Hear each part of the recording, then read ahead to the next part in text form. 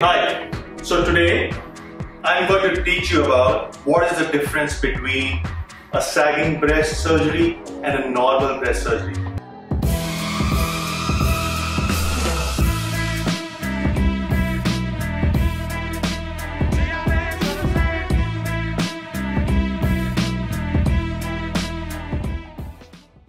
A woman may have a sagging breast and they may want it to be lifted and augmented at the same time.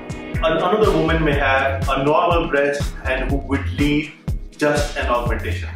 So let me explain you by drawing on a board. Now,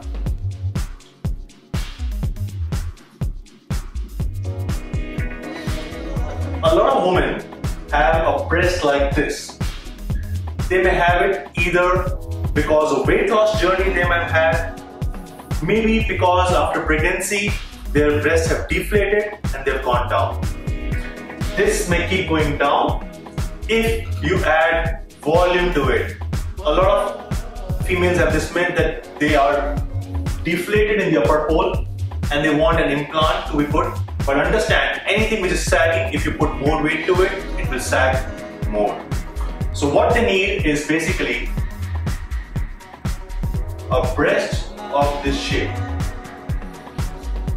So they need a breast which is lifted up and a reasonable volume. So this needs a lift surgery.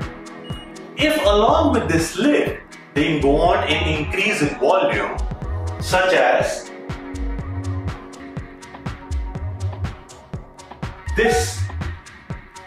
This can be done by adding a volume. So this is a sagging breast. This is after a mastopexy surgery or a breast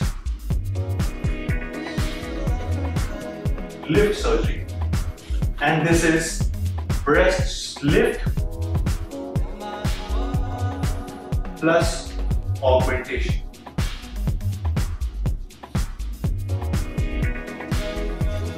This augmentation can be either by implant or fat. Yes, we can take out the fat from their body, maybe abdomen, back, thighs, wherever they have excess fat, and that fat can also be used to augment the breasts. So, if you have a sagging breast, you need a breast lift surgery. A breast lift surgery with an increase in size is called as a mastopexy augmentation. So depending upon what a woman needs, we can decide what they want and decide the surgery.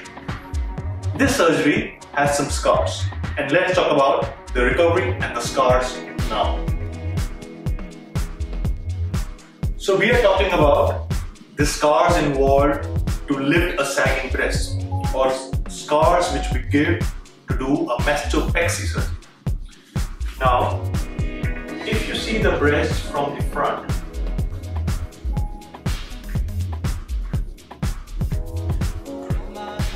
this is the scar a woman gets in a breast lift surgery. Now,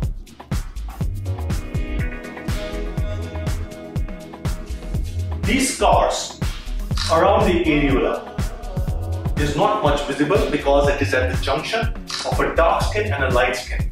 Understand, the areola is always darker, so it's at the junction of a dark skin and light skin. Then I give a short vertical scar. This is a vertical scar, or also called as a lollipop scar technique. This scar also fades nicely over next 7 to 8 months.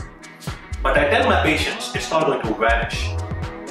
Only they and their partners will be knowing about this scar. But all of these patients of our mastopexy surgery go into our scar management protocols after the surgery.